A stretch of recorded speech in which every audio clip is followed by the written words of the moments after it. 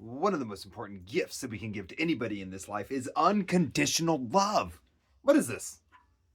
Unconditional love?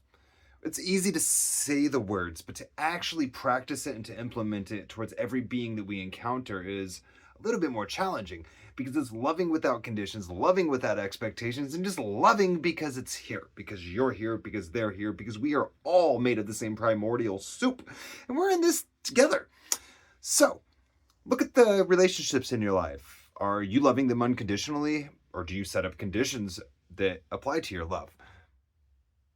If you are not loving unconditionally, how can you soften yourself to love unconditionally? For one thing you can do, if it's in a romantic relationship, is let that person be themselves. Let that person go through their own processes of life to figure out the things that they need to figure out to become the best version that they possibly can in this life. Because if you try to control them and if you try to throw conditions at them, you're just going to push them away, or you're going to make them hate themselves over the long run, and that's just not really fair to them. So, loving without condition is also just simply seeing the reflection of yourself in others and honoring that, not projecting it onto them.